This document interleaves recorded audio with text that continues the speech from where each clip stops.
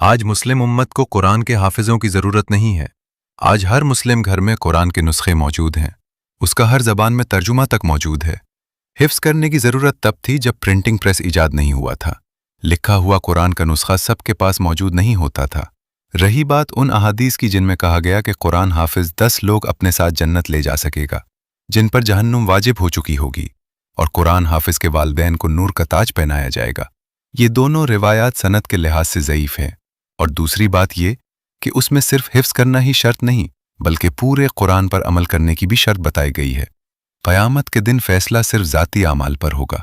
میں آپ کو ایسا عمل بتاتا ہوں جس کی گواہی خود اللہ نے قرآن میں دی۔ اللہ پاک کا فرمان ہے کہ جس نے ایک جان بچائی، گویا اس نے ساری انسانیت بچا لی۔ تصور کیجئے میزان میں اس عمل کا وزن کتنا ہوگا۔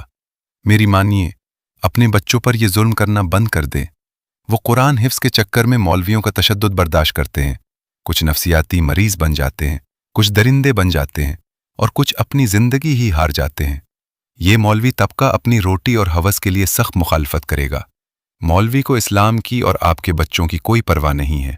آپ لوگ اللہ کے قرآن سے رہنمائی لیں اور اسی کی پیروی کریں، مولوی کی پیروی نہ کریں، کیونکہ قوم لوط کا فعل کرنے والے اس لائق نہیں کہ ان کی پیروی کی جائے۔